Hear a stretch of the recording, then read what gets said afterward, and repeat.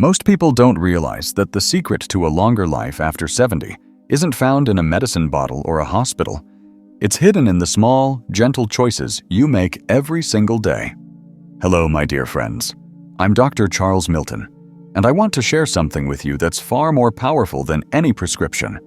Something that can quite literally add years to your life, not through big, overwhelming changes, but through one tiny shift you can start today. If you're over 70, you may have heard phrases like, "It's too late to change," or "Just take it easy." But I'm here to tell you, with heartfelt conviction, that your golden years can still shine brighter. Not just longer, but fuller, happier, more peaceful. In today's video, I want to gently guide you through something simple, yet truly life-changing. A small change, one you can make each day, that will nurture your body, calm your mind, and bring a deep sense of joy and purpose to your life. So make yourself comfortable. Whether you're sitting in your favorite chair with a warm cup of tea or resting after a long day, let's have a meaningful, calm, and loving conversation. Just you and me. Because you matter. Your life still has so much beauty left to live. Number 1. The power of a simple walk. Reclaiming your energy and joy. Let's begin with something so simple, yet so powerful. Walking. Now I know what you might be thinking. I walk around the house all day. Isn't that enough? But what I'm talking about isn't just movement. It's intentional, peaceful, mindful walking, even just for 10 minutes a day. Why is this so important? Because after 70, many of us begin to lose the natural rhythm of movement. We sit more. We slow down. Our world becomes smaller. Sometimes just a few rooms. And slowly, without realizing it, we lose connection to the outside world, and even to ourselves. But just by taking a short, easy walk each day, outside if you can, or even inside your home, you bring oxygen to your lungs, you send blood to your brain, and you stretch those beautiful, aging muscles that still want to move. Let me tell you a story. There's a gentleman named Harold, 78 years old, widowed, living in a quiet suburb. After his wife passed, he spent most days in silence, watching TV, hardly going outside. His son encouraged him to start a daily walk around the neighborhood. At first, Harold only managed one street, leaning on his cane. But little by little, week after week, something changed. He started greeting neighbors. He noticed the colors of the flowers. He began to look forward to these walks, not as exercise, but as his time of peace and presence. He said to me once, "I feel alive again, Doc. Like the world opened up." That's the gift of a walk. It isn't about fitness. It's about reconnecting with nature, with others, with yourself. It lowers stress. It clears your mind. It brings a calm rhythm to your day. And believe me, it adds years, good years, to your life. So if you haven't walked today, promise yourself one short walk tomorrow, even 5 minutes. That's all it takes to begin. It's a small change, but it's the first step towards something greater. Number 2, a gentle morning ritual, starting the day with intention. How you begin your day after 70 matters more than ever. Most people rush into their mornings, even in retirement. They check the news, answer calls, or fall into worry. But the truth is, the first 15 minutes of your day set the tone for the next 15 hours. So here's the small change.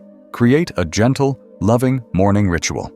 Not complicated, not spiritual, just yours. It might be as simple as sitting quietly by the window with a warm drink, looking out at the sky, and taking 3 slow breaths. Or writing down one thing you're grateful for in a small notebook. Or just whispering to yourself, "Thank you for another day."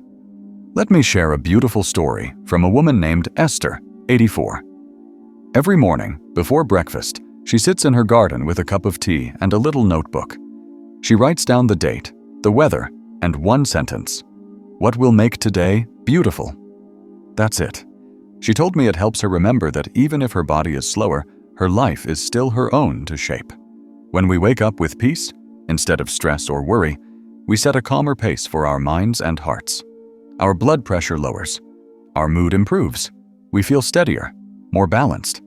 And when this becomes a daily habit, it adds a layer of joy to life that is hard to describe, but easy to feel. So tomorrow, try this. When you wake up, don't rush. Don't reach for the remote. Sit for a moment.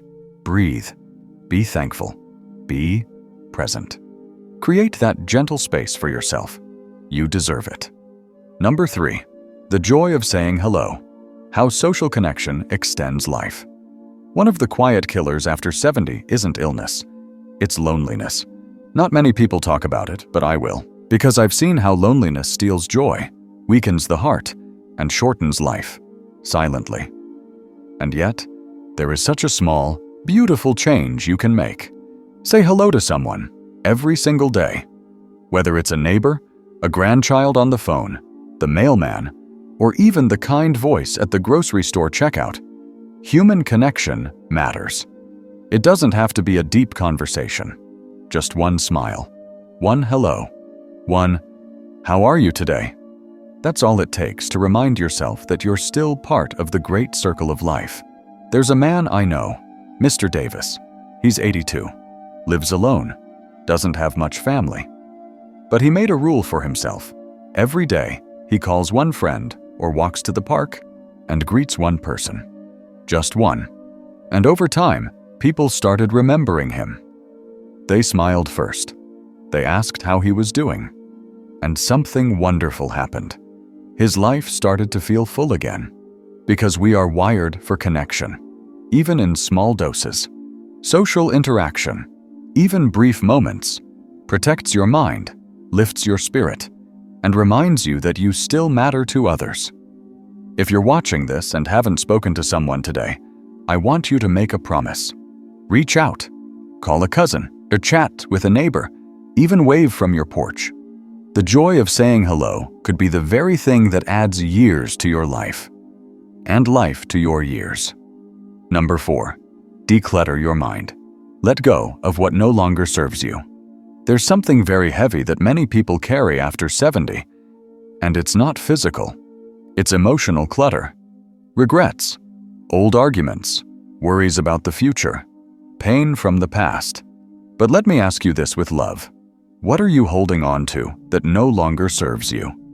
You see, after decades of life, we collect more than memories. We collect burdens. Sometimes it's guilt from something we did. Sometimes it's resentment toward someone who hurt us. And without even realizing it, these invisible weights pull our energy down and cloud our joy. But here's the truth. You are allowed to let it go. You are allowed to forgive others and yourself. You are allowed to release the past. You are allowed to stop carrying pain that doesn't belong in your today. Let me share a touching moment. A woman named Helen, 79, told me she hadn't spoken to her sister in 14 years. One day, she decided she didn't want to carry that anger anymore. She wrote her sister a letter. No blame, no excuses, just love. A week later, her sister called, crying. They spoke every week after that, until her sister passed last year. Helen said it was the most healing thing she'd ever done. Holding on to pain does not protect you. It only drains you. Letting go doesn't mean forgetting. It means choosing peace. And peace is a powerful medicine, especially in your golden years. So today, take a breath. Think about something, or someone, you've been holding on to. Ask yourself gently, do I really need to carry this anymore? Make space in your heart. You've earned the right to feel light again. Number 5, nourish with simplicity. The daily habit that feeds the body and soul.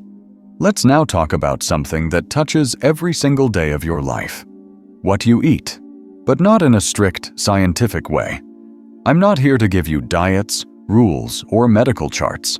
I want to talk to you about the small conscious act of nourishing yourself with simplicity and love. After 70, your body doesn't need as much, but it does need better. It needs care. It needs intention. It needs food that fills not just your stomach, but your heart. There's a simple daily change I invite you to make.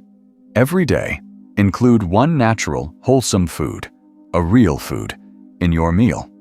Just one.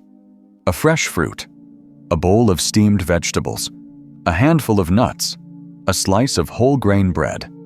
It's not about perfection. It's about replacing one processed, packaged choice with something closer to the earth. There's an old man I knew in the countryside, Mr. Abdul. Every morning, he started his day with a piece of brown bread, a boiled egg, and one fresh orange. He said to me, "Doctor, this orange isn't just food. It reminds me life still has color." He lived to 97. The truth is, as we grow older, food becomes more than just fuel. It becomes a ritual of care. Choosing something natural every day is like saying to yourself, "I still matter. I still want to feel well. I still want to taste life." And here's the gentle warning. When we fill our day with too much sugar, too much salt, or too many processed snacks, we slowly poison the very life we're trying to extend. You don't have to give everything up. But if you make one small change, if you swap just one thing for something better, you give your body a daily gift of healing. So tonight, or tomorrow, look at your plate and ask, is there something here that's real, whole, and kind to my body? If not, try adding just one. That's all it takes to begin. Number 6. Sleep with purpose. Honoring your rest as a sacred practice. Sleep. It may seem like a passive thing, just something that happens each night. But for those of us past 70, sleep is no longer something to take for granted. It is a sacred, restorative act. Many seniors struggle with sleep, waking up often, going to bed too late, or feeling anxious during the night. But the truth is, if you want to live longer, you must start seeing sleep not as wasted time, but as a vital source of healing. Here's the small change I want you to make. Create a nightly ritual that gently signals to your body and mind, it is time to rest. That could be turning off all bright lights after 8 p.m. That could be listening to soft, calming music before bed. That could be writing down your worries and telling yourself, I will carry this tomorrow, not tonight. A lovely woman named Sophia, age 76, shared with me her nightly practice. She lights a small candle, sits in silence for 5 minutes, says a prayer, and then closes the day with the words, "Thank you for today. I rest now." And you know what happened? Her sleep improved. Her dreams returned, and her mornings felt lighter. Because sleep isn't just about closing your eyes. It's about closing the day. Letting go of what you cannot change. Surrendering to peace. Allowing your beautiful body to repair, your heart to settle, your mind to calm. Here's what I urge you to avoid. Watching upsetting news before bed, falling asleep to noise, or carrying heavy thoughts into your pillow. These rob you of the restful sleep your heart needs to stay strong. So tonight, I invite you to prepare for sleep with love. Treat it like the precious act it is. Sleep doesn't just help you live longer. It helps you live better. Number 7. Rediscover your purpose. Why a small daily goal can add years to your life. Let's go deeper now. Because the real secret to longer life after 70 isn't just physical. It's emotional. It's spiritual. It's purpose. You see, one of the most dangerous things that can happen after retirement or after losing a partner is the slow fading of purpose. Days begin to blur together. You wonder, what am I even here for?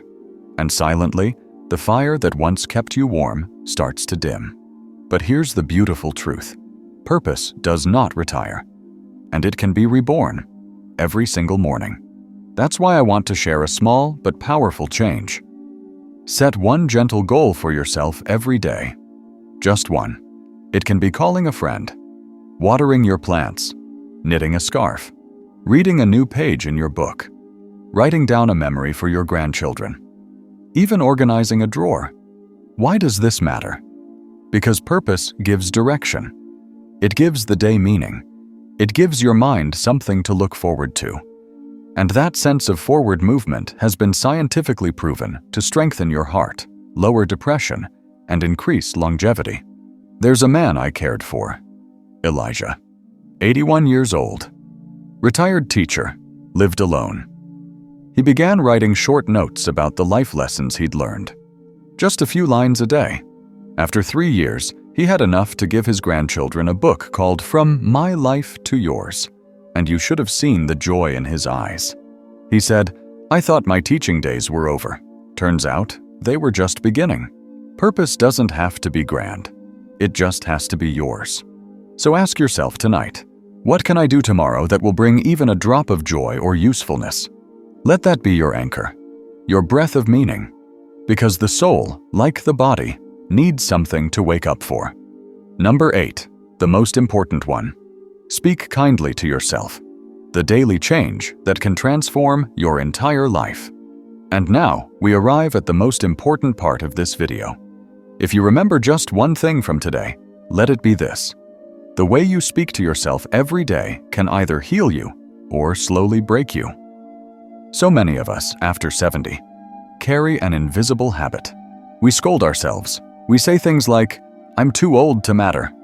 I'm a burden. I should have done more with my life. I'm just waiting for the end now." But let me look you in the eyes, right now, and say this with all the love in my heart. You are still enough. You are still worthy. You are still becoming. Aging is not a punishment. It is a privilege. Every wrinkle is a line of poetry. Every scar is proof you survived. Every day you wake up is a miracle. And the words you say to yourself shape how you experience that miracle. So here is the smallest change with the biggest impact. Start speaking to yourself with kindness, out loud, every day. In the mirror, say, "I am grateful for this day. I am proud of how far I've come. I deserve joy, even now." You might feel silly at first, but over time, these words become beliefs. These beliefs become habits, and those habits shape your emotions, your actions, even your health. There's overwhelming research showing that people who speak positively to themselves live longer, get sick less often, and recover faster. But more importantly, they feel alive. They smile more. They love deeper. Don't let your thoughts become a prison. Make them your sanctuary. So please, starting tomorrow morning and every day after, speak to yourself with the same kindness you would give to a child, a friend, or someone you love deeply. Because you deserve it too. And if no one has told you this today, let me be the first. You are doing better than you think. You are not alone. And your life still holds so much meaning. Conclusion. Gentle motivational close. My dear friends, if you've stayed with me until now, I want to thank you from the bottom of my heart. I hope this time we've spent together felt like a warm conversation, not just a video. You see, living longer after 70 is not about doing everything perfectly. It's about small, loving changes. It's about walking with purpose, waking with peace, eating with joy, resting with trust, connecting with others, and most importantly, treating yourself with deep, gentle kindness. Every day you are alive is a page still being written. Make that story tender. Make it wise. Make it yours. Let go of what hurts. Hold on to what heals. And remember, it's never too late to begin again. With warmth, Dr. Charles Milton.